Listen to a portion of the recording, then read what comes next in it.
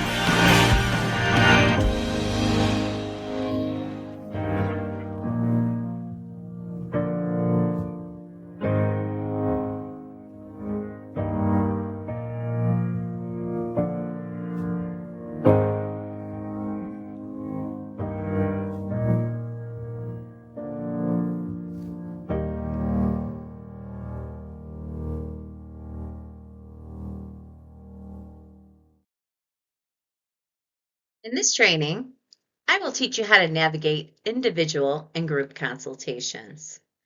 And that includes discussing what is consultation, how does it differ from clinical supervision, what an EMDR consultant credential can get for you, what types of consultees are there, how you may interview consultees, or important aspects of interviewing consultees. We're going to discuss the contractual agreements and how to develop them. We're going to discuss scheduling and structuring the consultations themselves. And then I'm going to offer you some basic tips and tricks to execute these consultations. Begin with the basics and discuss what EMDRIA would like you to know about consultations. Explanation comes directly from the emdria.org website and states as such. With the advent of certification in EMDR and approved consultants in EMDR, EMDRIA has addressed many questions about the consultation process. EMDRIA has always sought to maintain the highest level of standards and training in EMDR. In keeping with this mission statement, EMDRIA endorses the following philosophy about consultation. Consultation is a collaborative relationship between two mental health professionals. The consultant values the integrity and independence of the individual who is consulting with them. It is the applicant's client and the applicant maintain primary responsibility for the decisions involving treatment. Therefore, the consultant only advises regarding the utilization of EMDR and never makes demands of the applicant beyond his or her domain. Consultation is not supervision.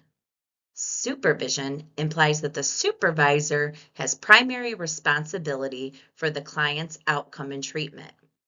In many states, the supervisee can only practice under the license of the supervisor. The supervisor carries the legal, ethical, and clinical responsibility and/or liability for the supervisee. So, yay, when you're consulting, you don't have to worry about so much liability. So, also, approved consultants in EMDR provide up-to-date and relevant information regarding the utilization of EMDR for various client populations. The approved consultant recognizes his or her limits of competency and, when appropriate, will refer the applicant to another approved consultant who is more familiar with the client population for which the applicant is providing services. If the approved consultant has concerns about the applicant's readiness for certification and/or approved consultant status, he or she has the responsibility to communicate such concerns early in the consultation process so appropriate corrective measures can be taken by the applicant. Example, referral to another approved consultant in EMDR, remedial education, etc. EMDR consultation and EMDR supervision are two distinct processes within the context of EMDR, though they may seem similar. Here's a breakdown of the key differences. EMDR consultation has the purpose of providing guidance and feedback to therapists in EMDR training or those already trained in EMDR. It is for current basic training trainees, those desiring certification in EMDR, consultants, and clinical cases where the consultant provides advice, strategies, or different perspectives. The requirements. It's usually required for those completing EMDR training to ensure that they meet the required consultation hours to become certified in EMDR. So in short, we are providing them with consultation on specific cases.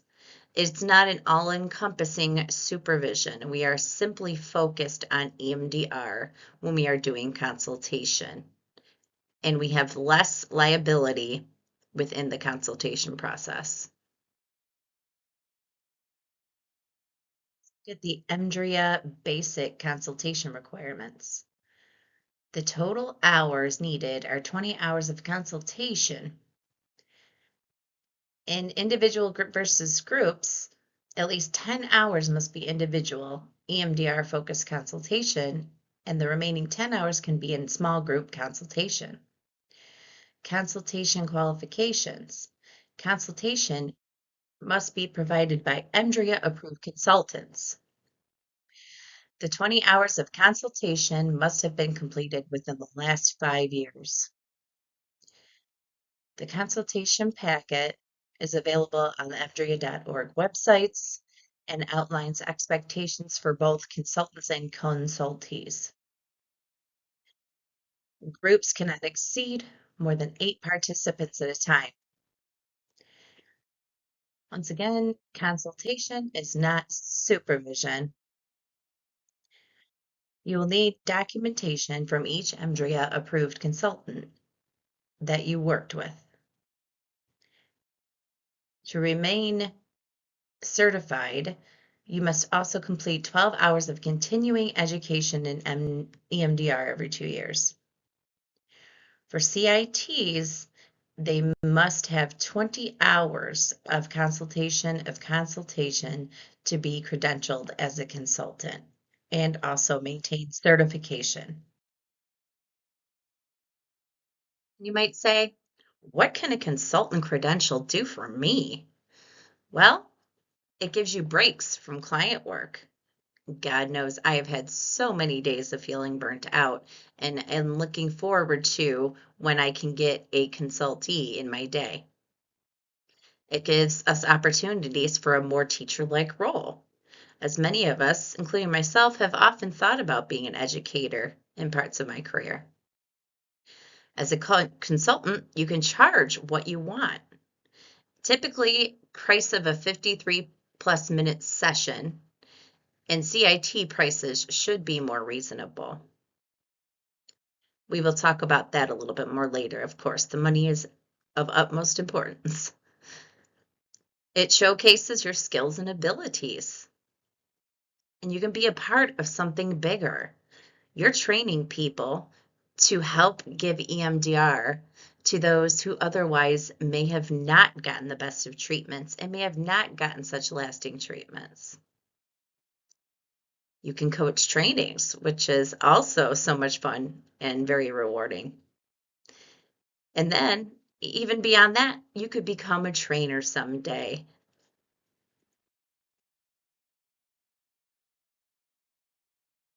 Let's talk about types of consultees. The first type is the kind that are in training. And this is usually during the initial consult hours, often included with the training fee. And then there are the working towards certification types. These people are already trained and looking to be certified. And then there are those wanting more experience. And this is at any level as long as training has been completed. And then there is the consultation of consultation, which can be done with a consultant in training, which is those looking for experience and hours to become an improved consultant, or for consultants, those that want guidance on cases but already are approved consultants. Here are some things to consider when interviewing consultees. First, does the consultee have a more rigid or flexible approach? Do they use scripts consistently? Are they off the scripts and maybe using some of their language? Level of confidence. Do they throw away the scripts once again? Do they feel that they can start and stop the process with the clients? Creativity of use. Are they able to use various forms of bilateral? Do they know how to intervene when necessary, maybe using, another modality like IFS or DBT? which leads to, do your theoretical backgrounds align? When they do an intervention, does it make sense to you with the modalities that they're using? Do you guys both have a trauma-focused background or similar? And once again, how do the other treatments play into consultations? Can you understand them? Can they understand you? If not, can you explain it? And of course, is it physically possible to meet with this person? Do your schedules match? Is there any conflict of interest? You know, you probably wouldn't want to do consultation with your boss, family members, and especially not clients. Do they serve populations similar to the populations you specialize in? And this goes back to the idea of scope of practice, which oftentimes can, show your ability to advise these people on their cases. Does the consultee have adequate knowledge of the EMDR process and maintain model fidelity? Do they know the 8 phases and 3 prongs well enough? Or do we need to educate them more or have them take more training? Can they use the cognitive interventions or cognitive interweaves successfully? Do they continue education in EMDR?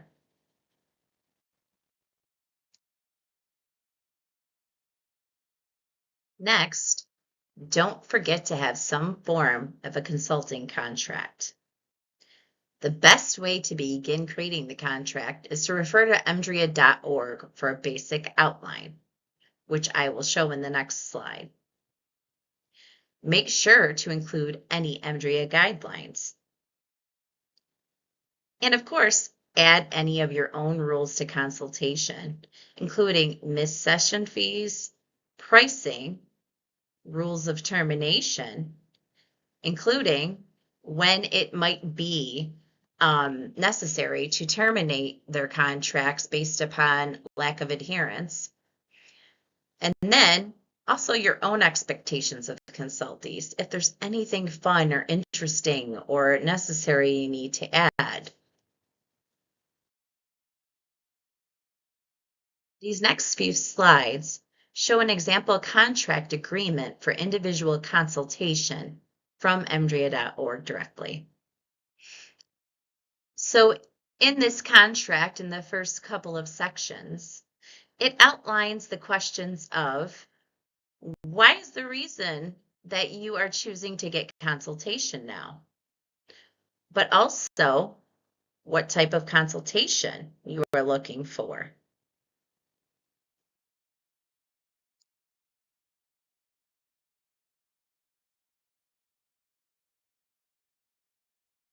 Do you want to address what the consultee can expect of the consultant, which is you? We want to discuss the requirements of ours, the requirements of EMDRIA in understanding of the 8 phases and 3 prongs. We want to know that they are working towards these things. And we want to make sure that we have an adequate record of it. We want to let them know that we will be tracking their time and their progress. We also want to keep a tab on current trends and changes. We will schedule individual appointments when schedules permit. It's often suggested to kind of come up with a regular frequency of sessions. And you want to make sure that they feel safe and supported when coming to you with questions and consultation. Then we should also include what we expect of the consultee. Whether that is the preparation for consultations, which there is an example later I will show you of prepping for a consultation on the consultee side. We want to discuss HIPAA compliance because we are still discussing cases and sometimes doing demos with other consultees. We also want examples of their clinical work We want to see demonstrations that they are actually doing the processes correctly. We want them to work with different consultees and get different opinions and different aids to help them through. Consultations in groups is often awesome for this because they can get ideas and suggestions from other group members.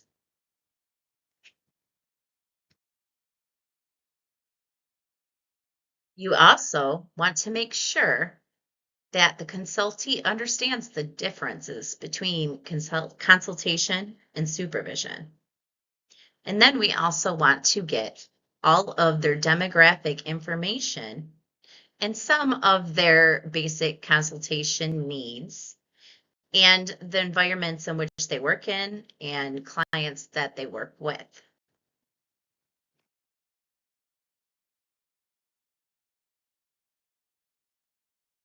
It can always be helpful to also provide the consultee a checklist in the consulting contract. What is it that you need from them? What do they need to turn into you? What documents? What preparation do they need?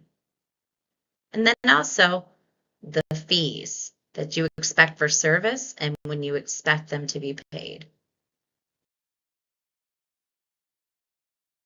And whatever you do not forget to get signatures of yourself and the consultee and the dates.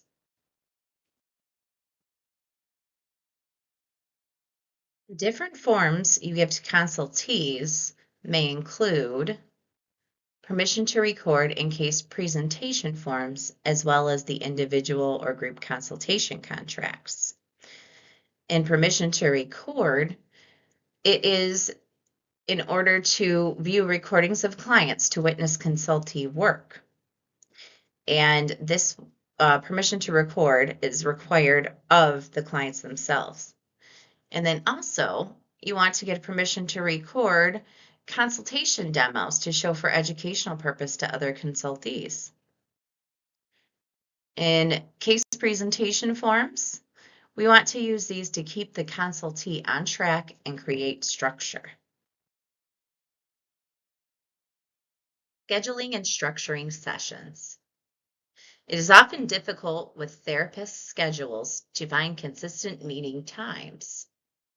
We often have to find what is best for all parties. Therapists, especially private practice therapists, often do not have a consistent schedule. Some consultees are in different time zones. For example, I often have different consultees who are on the West Coast and I'm in Michigan.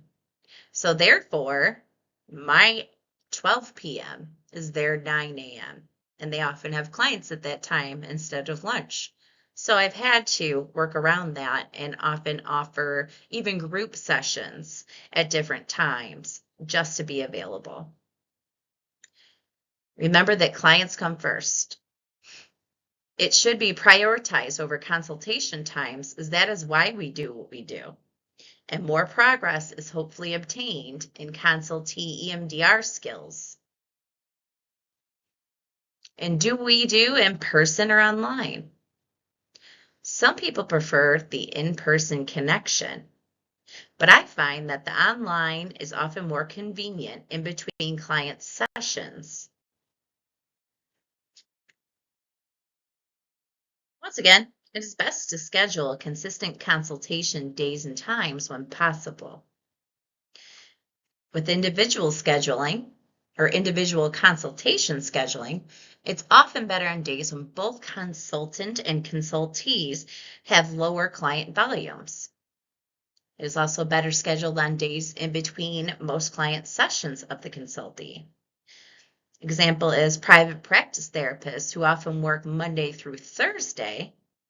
Friday mornings can often be the lowest volume of clients in between session clusters. And in groups, you want to try to schedule at least one consistent day and time once per week. You often could schedule more sessions as needed or requested. But you also want to remember, per EMDRIA guidelines, you cannot have more than 8 consultees per consultant.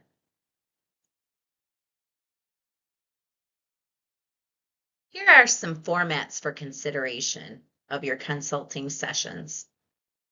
First is structured individual sessions.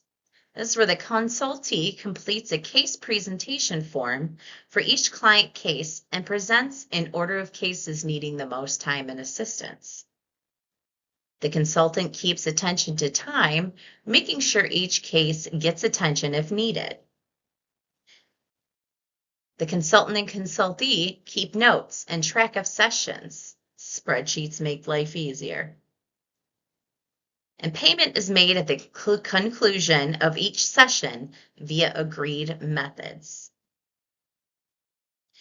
In a structured group, consultees each complete a case presentation form. Then the consultant keeps attention to time, making sure each case gets attention if needed. Sometimes case presentations will be saved until next session for lack of time. You can extend group consult times to make sure all members can present a case. Consultant and consultees keep notes and track of sessions. And then, of course, payment is made at the conclusion of each session via agreed methods.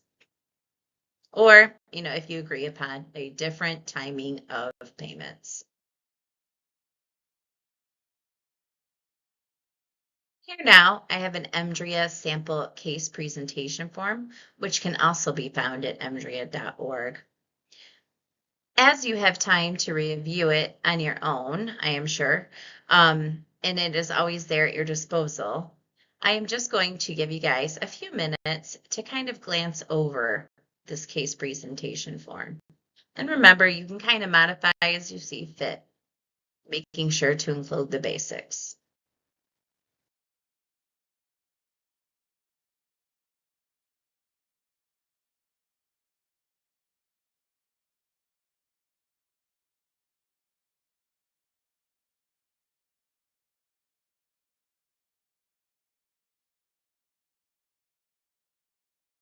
Don't forget necessary documentation that EMDRIA often will require. First is the consultation consents. Second is the consultee contact information, and also make sure they have yours. Third is the attendance of the consultations.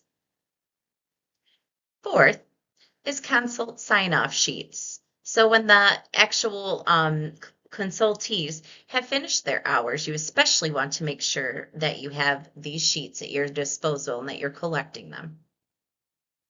We got certificates of completion when needed. That is mostly for basic trainings. So at this point, you only really need to worry about certificates if you're involved in a training program or you help coach or anything of that nature. And then you want to make sure that you have any notes from consulting sessions so you can remember where your consultees are at, any questions you might have going forward, but also to be able to better assess where they are at and how you are feeling they are doing in the process. Eventually, you're going to have to give them letters of reference for EMDRIA so that they can get certified, just as an EMDR therapist or as a consultant. Or consultants in training don't necessarily have to have letters of reference. They designate themselves as consultants in training, and then we provide letters of reference once they have completed their hours with us. For those, it's best to have a template, no matter which way you look at it. That way, if you have a lot of consultees, you can produce these letters pretty quickly. And then, of course, you want to keep track of consultee payments. So you may be saying to yourself, Christy, we know all this basic information. Now, what are you going to teach us that's different? Well, here's some tips and tricks to see how I alter things to my liking. Most importantly, the basic of how I operate is know your own EMDR approach. The next video will be the basis of how I operate.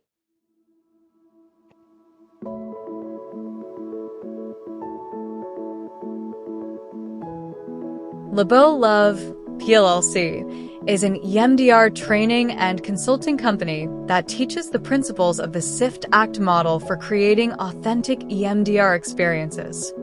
I am here to tell you what you haven't been taught about EMDR that you should know. Through the SIFT-ACT, or Sifting Through Self, 1. Bring yourself into sessions.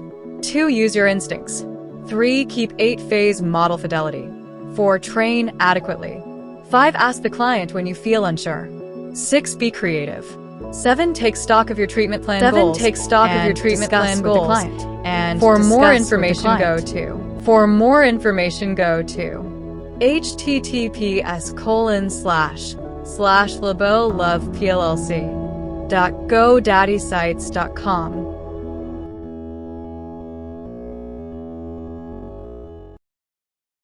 In the interview process, I like to think of it kind of similar to taking into consideration things you may in hiring someone as a therapist.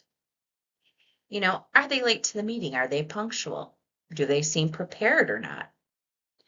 Do you feel comfortable talking to them? You don't want to spend extra time with somebody if you don't feel comfortable, or maybe you have to examine why that is.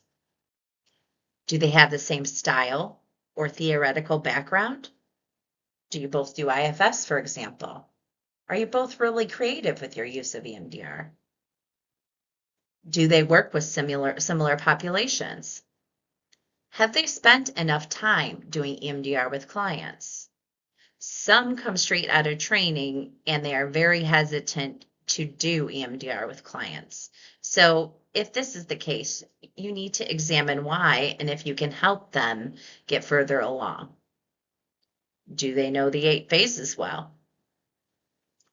Are they using cognitive interweaves appropriately as far as timing and nature? And can your schedules work together to have a regular meeting time?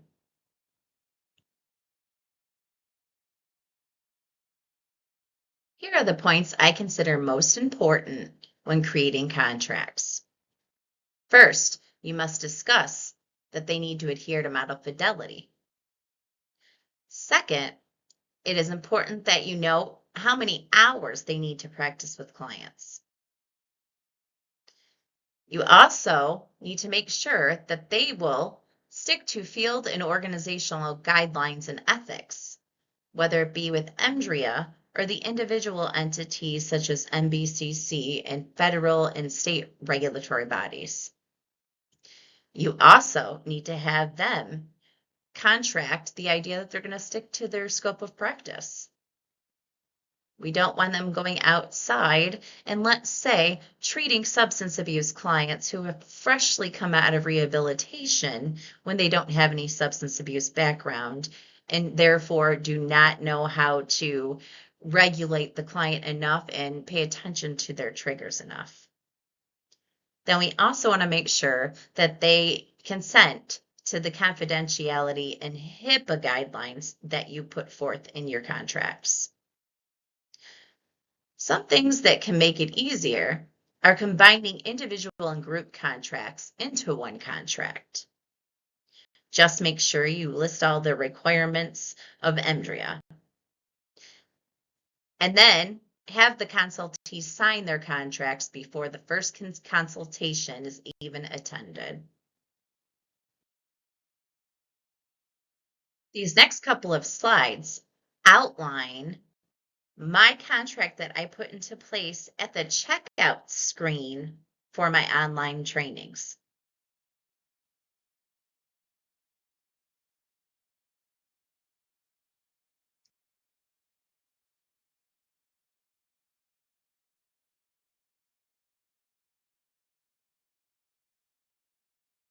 Helpful tips regarding schedule and structure include: try to schedule consults at times you may need the break from clients because it is a very different process and the sessions look very different from regular client sessions. They often offer us a big break from clients.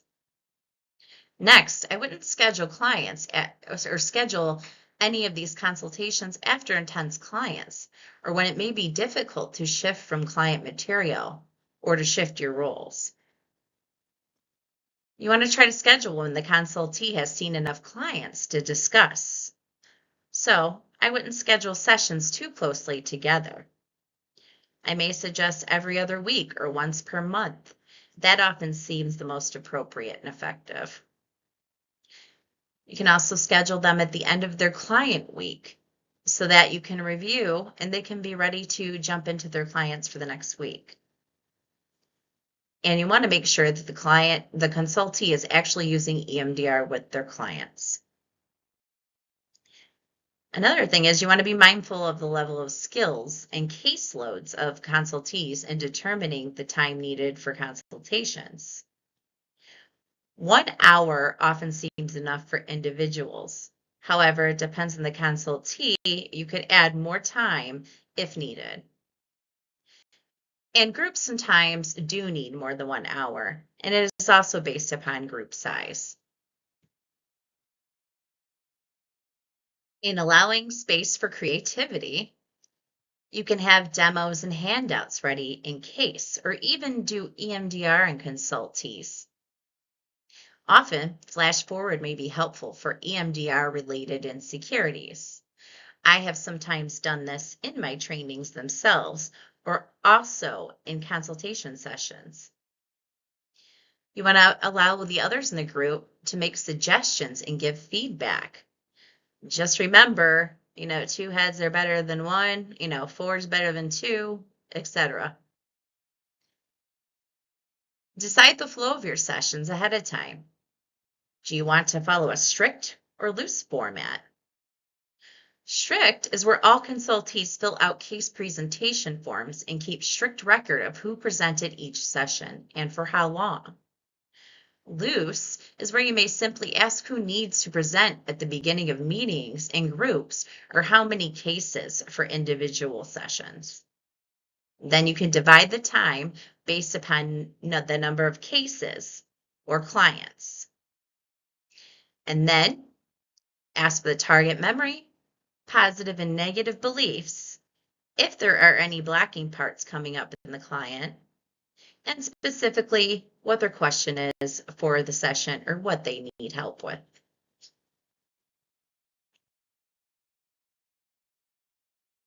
Here are some suggestions for keeping your documentation together. First and foremost, make sure you keep your files organized. Keeping them electronically is suggested, as that is how you will send them to Andrea. Keep either file folders for individual consultees or file folders for types of documents. These documents will include consultee contact info, which is often best in a spreadsheet. You want to keep the contracts in a folder, the certificates, the payments spreadsheets, the cases discussed, of course, with not too much identifying information, or none, maybe just the basis of the case. And then, of course, reference letters. And remember, templates are often the easiest way to be able to produce these quickly. And then you want to keep a folder for any materials for reference. So, any materials that come from basic training, any additional protocols that may be relevant, such as some of the more restricted protocols like EMD or the ATIP, or, any deviations from the standard protocol, such maybe as the detour substance abuse protocol. You want to have any relevant handouts that you feel might help make more sense out of things for your consultees. And then you also kind of want to keep tabs on any videos that may be useful.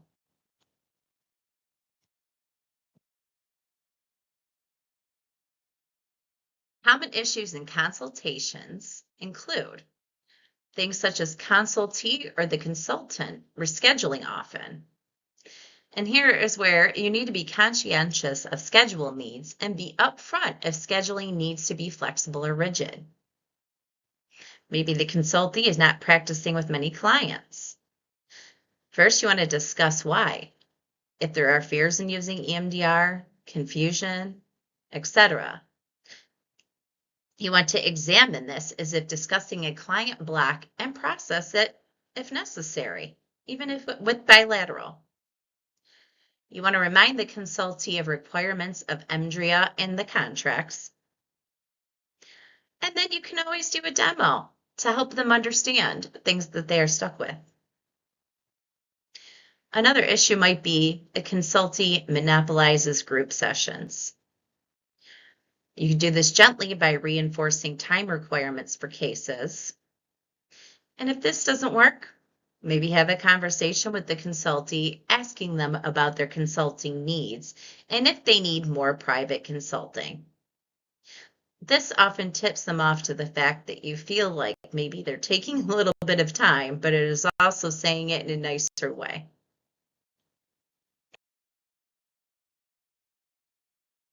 The absolute worst, of course, of the issues you can run into, just kidding, is that you may not have the answers.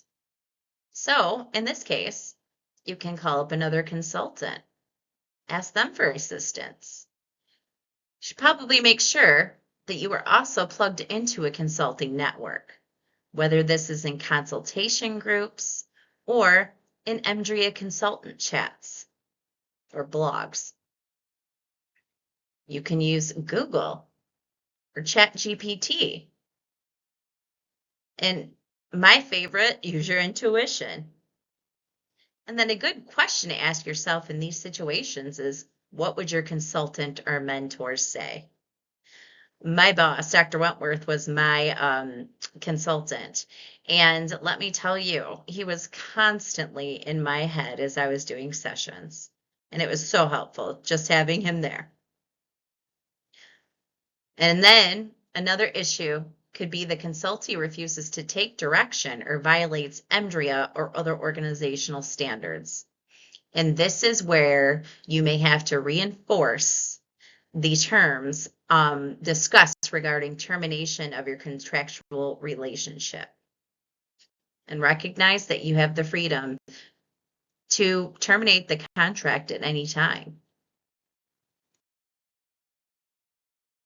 One of the most frequent struggles that consultees have is how to discuss and explain EMDR with clients. My next example video is my own example I created. I love the explanation using REM sleep, but there are several other ways that EMDR can be explained, whether it is, going to the About page on the EMDRIA website, or maybe finding another YouTube that makes sense to you to show clients. I often teach that it is easiest to show the client a video and then discuss afterwards, maybe catching their questions or further explaining. And this can even be done in sessions. You can practice some of the scripts, or what does it look like for them to explain EMDR to clients. Have you ever had a bad day that felt like it wouldn't stop? Slept it off, then felt much better the next day? Have you ever wondered why you feel emotionally so much better? The short version is that in deep REM sleep, your eyes move from right to left, processing emotional information and making it more tolerable. You may have thought, how can I get this relief when I'm awake? I think I have your answer. It's EMDR, or eye movement desensitization and reprocessing. Just like deep sleep or REM sleep, an EMDR therapist will facilitate bilateral or right to left movements in your brain. They do this by waving their fingers or objects right to left in your line of vision, by sounds that move back and forth between your ears with earbuds or headphones, or by you tapping yourself with your hands right to left in different motions, tapping your feet on the ground, drumming on a table, etc. These movements are used while you focus on troublesome memories or feelings until the memory or feelings start to bother you less and less, and you begin to be happier than you were before. For more information, go to emdiria.org. Views presented in this video are not necessarily that of EMDRIA. EMDR should only be done with a licensed and EMDR-trained therapist. This video was presented by LeBeau Love PLLC EMDR Training and Consulting. And one of the more fun things that you can do within your consult sessions is a demo.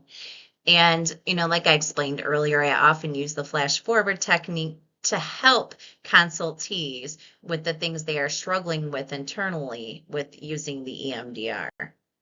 So let's see what flash forward looks like in a group consult.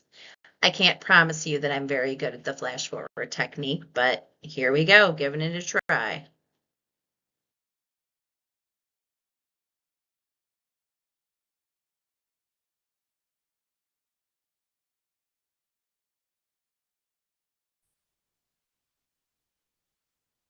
Okay, so all of you have agreed to let me record this for future training purposes and education. And today I wanted to try the flash forward technique with you guys. And I could have done it as a simple demonstration with one person, but I figured it'd be kind of cool for you all to experience because when I think about flash forward, it kind of makes me think of the problem of, all these people who are afraid to use the EMDR, whether it's like having difficulties explaining it to clients or, feeling like we're inadequate and we can't quite put it all together the way we need to, right? So what I want to do today is kind of give you guys the flash forward protocol. And so I can too, I will send this to you guys. The info I have, I will forward it to all you guys too. So you can have it with you in case you want to use it on some of your clients. And a lot of times too, it it isn't very often, but like say with sports performance is a good example. If somebody really has a lot of anxiety about a big meet coming up or something, this could be a good piece of the protocol to use to work with them on their future problem, right? So, just kind of as an example of what you might use that with. But so in other words, like with this one, is kind of stating like if we want to work on something and help somebody get somewhere faster when we know that going back might take a little bit longer, this might be a good thing to use. For somebody who's going into surgery who hasn't really experienced that yet, that's another good one too, I think. So, with that being said, so what I want you guys to do is just kind of think about, and it doesn't necessarily have to be the idea of doing EMDR with clients, right? Leona's kind of a vet, and I know you guys were all very adequate at doing the EMDR, so I don't feel like any of you are the ones that are afraid. So I want you guys to think of, maybe something in the future that you're struggling with, imagining working out well. Okay. I'll give you guys a second to think about it.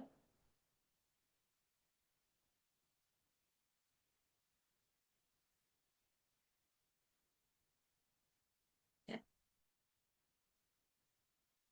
Everybody got something?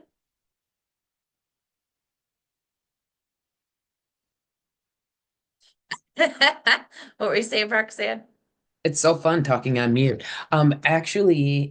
What's crazy is I have eye surgery tomorrow, and I'm a little bit like almost, but Oh, I'm like, oh, it's cool, I'm good, and then like I'll be like, oh my God, I have eye surgery. Like, so yeah, I'm kind of dealing with that, and I think what's kind of spurring that is just because so many medical issues with my partner and things being done, and then things being done wrong and then having to do it again. So like that kind of can creeps in there for me a little. gotcha. Can I ask what kind you're getting tomorrow? Um, it's I have a tear in my retina, and so they have to go in and numb it and do laser and that kind of stuff. Oh, okay. Gotcha. I have had LASIK, so you wouldn't know because now I'm half blind again. It's already reversing, but it was a very interesting experience and not what I expected. So I get the nervousness. It makes sense. It's your eyes, Yeah. That's Yeah. another thing too. It's like you didn't need them. So, Right. okay. Did anybody else want to share what they were thinking about? You don't have to, but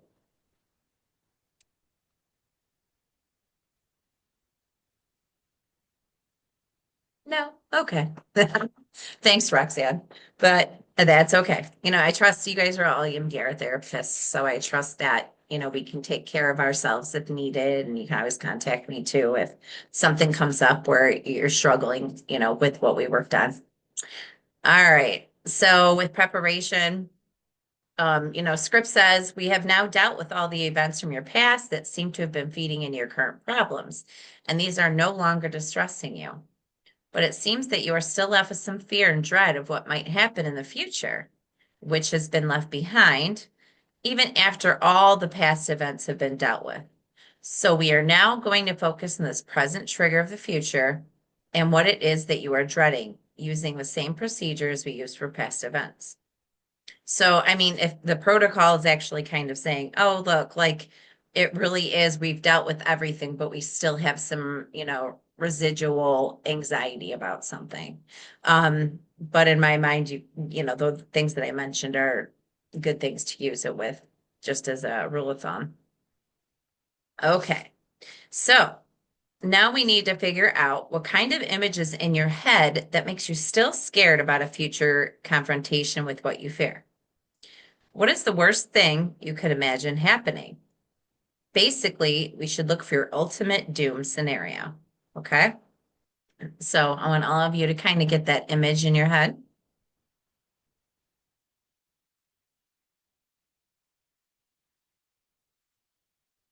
And then, just make sure you bring up the worst thing about what you're imagining.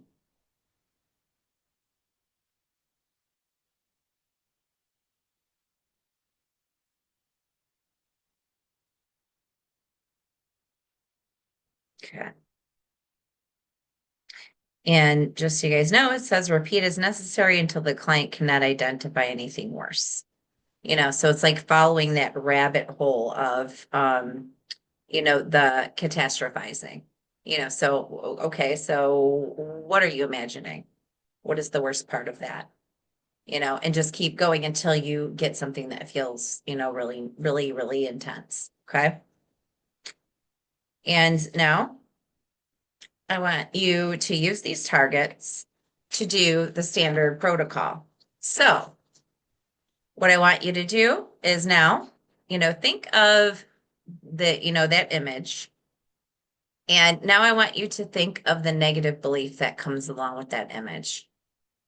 Whether it's, I'm not good enough, I am bad, you know, I can't be successful, I'm a failure, any of those things that come up for you.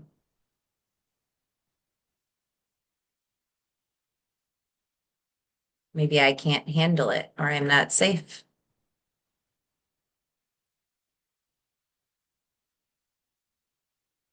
Okay.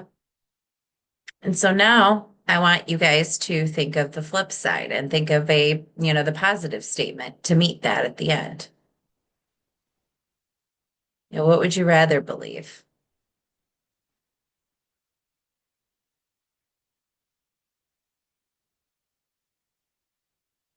Okay. So just notice what you're feeling.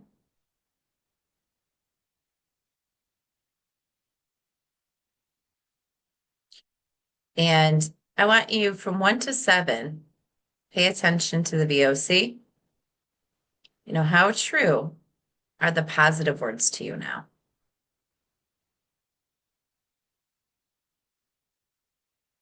when it comes to that negative image?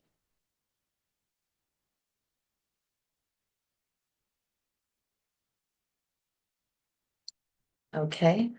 And just to help out a little bit, I'm going to go ahead and get the VOC for you guys. So Jordan, what's your VOC right now with the positive cognition? A 3. Three. Okay. Serena. Like a 4. Okay. Leona. I was gonna say a 3. Okay. Roxanne. 3. Okay. Denise, can you hear me?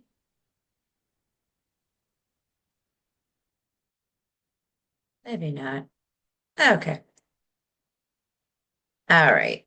I am So, hearing you. I just have a lot of background noise. I sent a message in the text. oh, okay. Oh, I did not see. Okay. Oh, did she put it in the chat? I didn't see it anywhere else. Okay. Yes, sorry, chat. Sorry. Oh, that's okay. I was looking at my phone. Oh, four. Thank you. Okay. I'll leave the chat box open for you so you can do that. Um, okay, so now suds, guys. So with the emotions and the negative sensations and the negative cognition, 0 to 10, where are you when you think of that memory?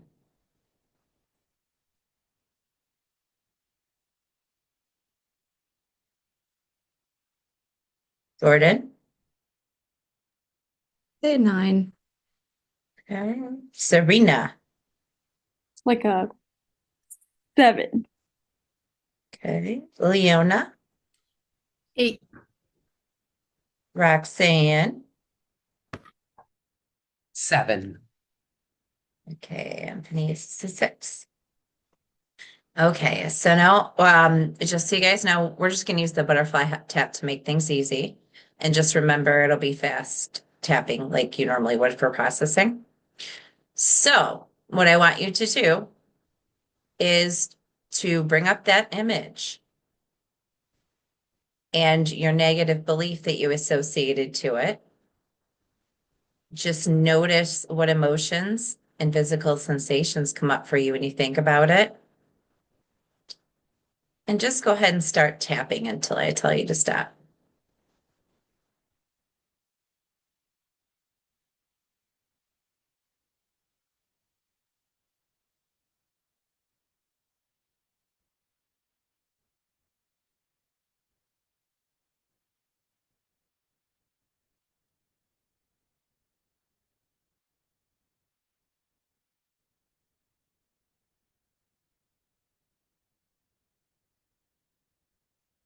Okay?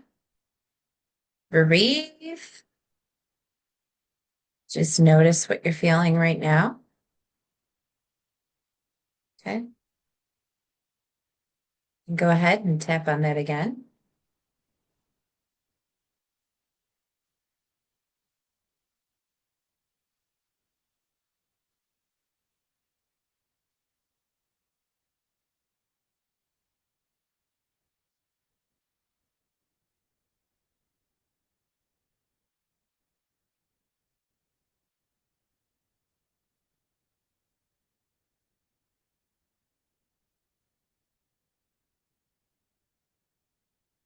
Okay. Take a breath.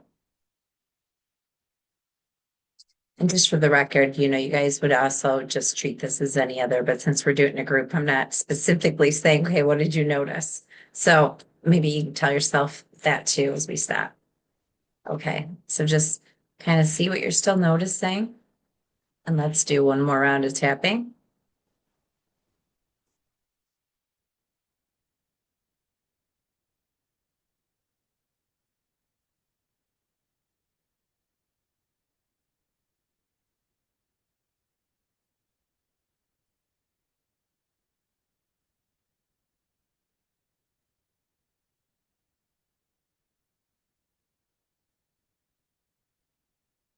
Okay. Good. And now what I want to do is okay, let's do suds real quick again. Jordan, what's your number at, do you think? I'd say it went down a little bit to a 7. I'm curious with this you'd normally have processed past stuff already. Is that what you were saying, Christy? That is what they say in the directions, but to me, otherwise, if it was, you processed everything else. Um, it would be considered the future template, wouldn't it? Pretty much, Sure. That right? makes sense. So for me, it's like even if somebody did not want to do all the past stuff, they Mhm. come to you saying, like I said, it could be performance related, it could be, some kind of surgery related, like Roxanne mentioned. So anything that's coming up that doesn't seem so irrational to feel anxiety about, right? So Right. it's almost like just imagining yourself in that situation, what could go wrong, and then coming up with a new belief so that you can go through this event and not have as much distress, right? So, Sure. right. So I that's kind of, oh, I'm sorry, go ahead, Jordan. It just made me curious because and now it seems so obvious that I linked it to something from my past. Like that was one of the things that came up that like, oh, that's probably why I think that about the future. Ah, okay. So that's good. So there was a little bit of insight there. And Right. I will tell you guys too, it's like basically the rest of it is pretty much the same as the regular whatchamacallit, as the regular procedure. Okay. So result, body scan, video check. Okay. Yeah, until, we are done with the body scan, then we do what's called the video check. And, the script goes, this time, I'd like you to imagine yourself stepping into the future, close your eyes, play the movie from the beginning to the end. Imagine yourself coping with any challenges that come your way. Notice what you are seeing, thinking, feeling, and experiencing in your body. While playing this movie, let me know if you hit any blocks. If you do, just open your eyes and let me know. If you don't hit any blocks, let me know when you've viewed the whole movie. You know, if blocks, say I can handle it and do bilateral and repeat it into the entire movie is clear without any distress. Okay. And then if they play it from the beginning to the end and don't have any issues, um, then and then play the movie one more time to the end with the positive cognition. Okay. So that's kind of the installation piece for that too. A little bit more reinforcement, like actually imagining being able to handle it, this future scenario. Um, yeah, so the rest of it is pretty much the same. So I'm curious too. So we had Jordan, you had 7. Serena, where were you at when we stopped? When we stopped, I was at like a 6. Okay, Leona. I would say 5. Oh, good. All right, Roxanne.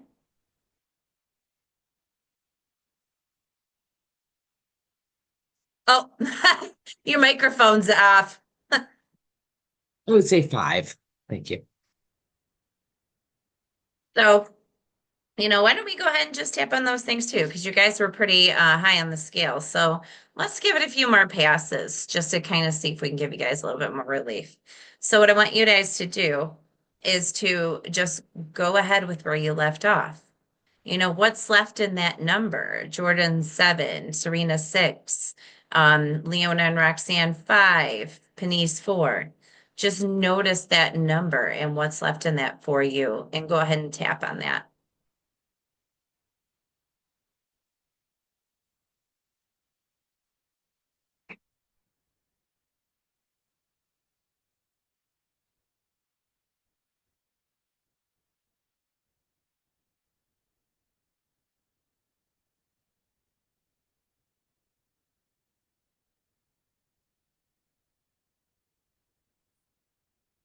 Okay, deep breath. Okay. Just notice, anything that came up and what you're feeling. Okay. Now, just from there, since I said the rest is, pretty much the same with the exception of the video check piece, which is really just you could even make up your own kind of script for that. It doesn't have to be necessarily play the video. What do you see on the train? You can use the same metaphor. I think that would be fine. Um, So I just want to kind of check in and see how you guys feel about it. I'm not sure if I'm 100% sold on it. You know, as I told you guys, probably all of you guys in each of your trainings, maybe not Leona, because Lawrence was doing all the talking then.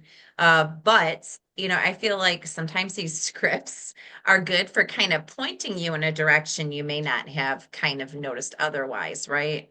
But overall, it's stuff that I think a lot of people naturally do. For instance, it's like, okay, let's just imagine what that looks like. You know, people get really creative and, you know, you don't have to start with the first and the worst memory, as we've said, you know, so you can process obviously things that haven't even happened yet, right? And like I said, to me, that's kind of a flash forward. I mean, it's kind of like doing the future template, but at the same time, you know, it's almost like you're not calling it that, a future template. It's almost like, to me, it's a one-stop shop, like a whole procedure that you can do that you don't have to do all the back for, you know, even though it says everything else has been cleared out. You can definitely kind of keep it contained to, okay, we just want to keep it stuck to what you're imagining in the future. You know, so when they go outside of those bounds, kind of reeling them back in, making some notes, especially if it's time sensitive, right? So yeah, just want to go around the room and kind of see what everybody was feeling, thinking about the idea. So, like I said, I just now recently had come kind of across the protocol itself. Um, but you know, I'm just kind of curious as to how you guys felt about that, what you think, you know, is it necessary to call it all of its own thing? Probably not, but that's my opinion. I want to hear yours.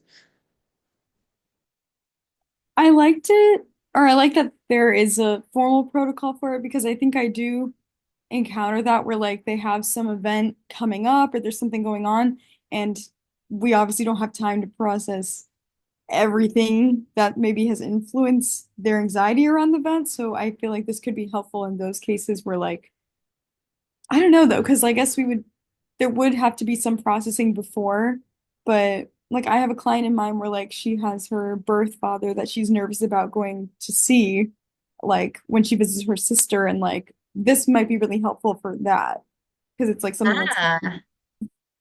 Yeah, I think that is a good thing. Well, the hard part is too, like for something like that, it does feel like it might be more heavy laden with other stuff. That's the only thing I'd be concerned about. But definitely, like if you have processed with her, you know, this is a good thing. You can use that. You know, that's a good example actually of everything, you know, like following it like it says, you know, once you've processed everything, like I could see that being really good for a situation like that if you've talked about these things with her in the least, you know. So, um, yeah, so that's a good example. So thank you, Serena. Yeah, That's I really wanted good. to appreciate her too because I actually do have a client in exactly the same situation. She hasn't seen her birth father, and I feel like this could be a very good preparation after we process everything that she went through from understanding that she has a father that is biological, but not the one she grew up with. So this could really help her, and she's planning to see him. So great, great suggestion.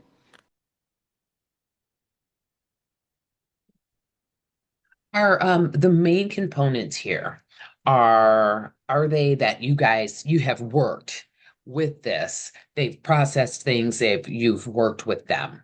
And so here we find ourselves instead of like chasing a cow, or I'm sorry, crisis of the week, um, uh, kind of going, okay, let's just hone in on this and not saying shortcut like a shortcut because they've done all of this, but bam, let's just hammer this one, probably time sensitive because it's coming up.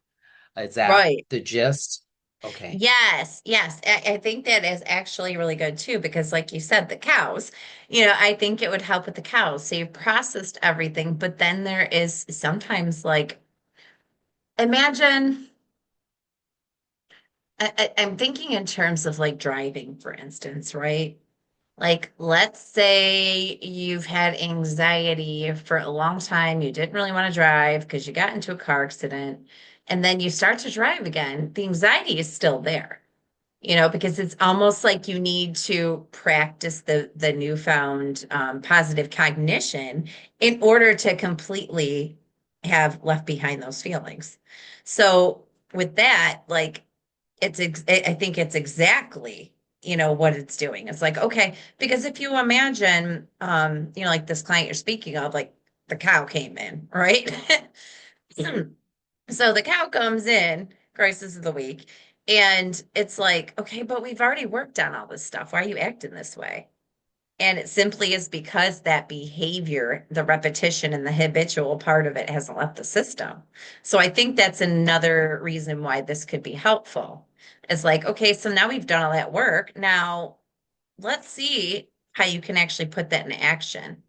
Let's see you put that positive cognition into that future piece. So it's almost like rehearsal, you know? So I think yeah, that makes a lot of sense just that way.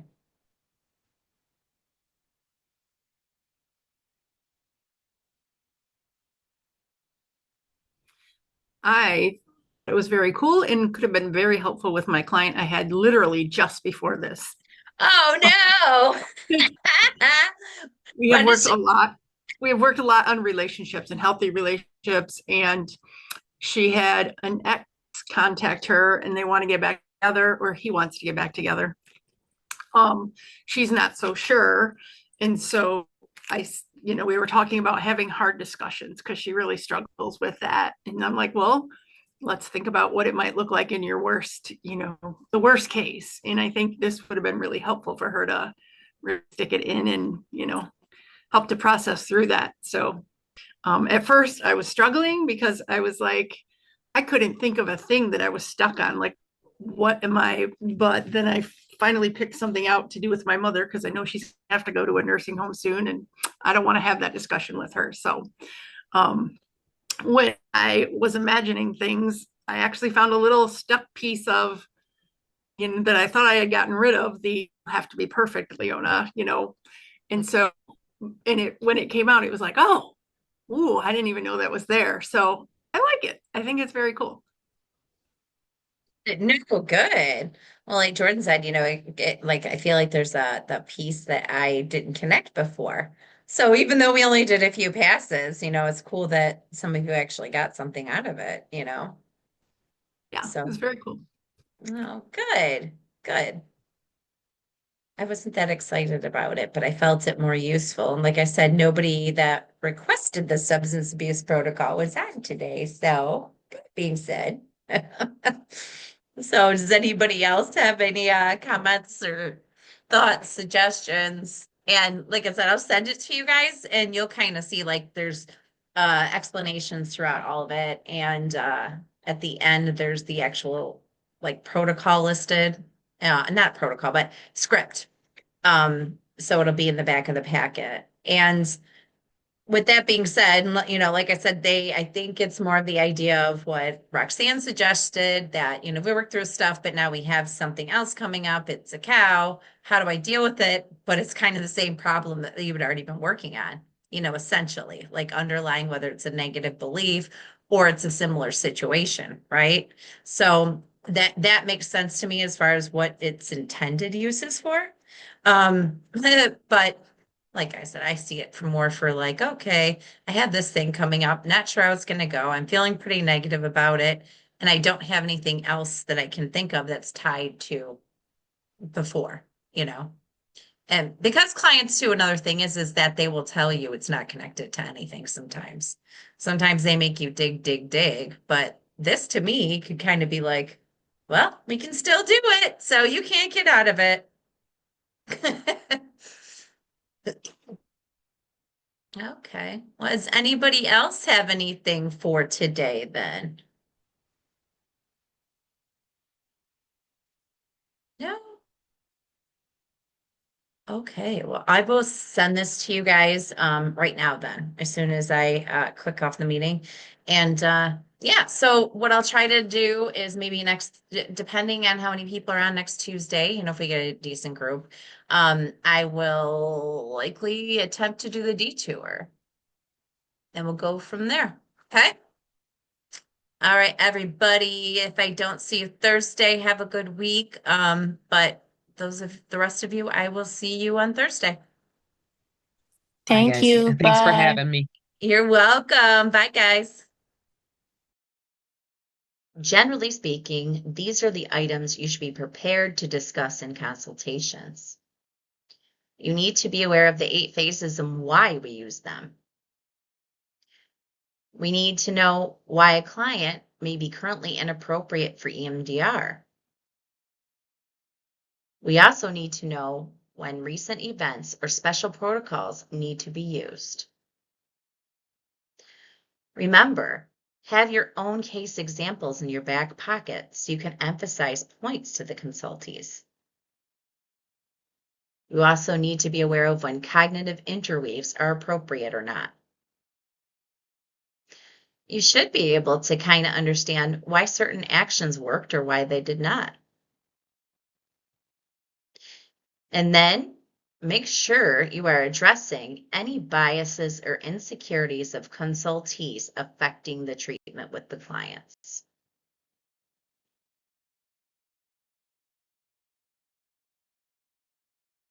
Now, the part you've all been waiting for. Let's discuss the money involved in consultation.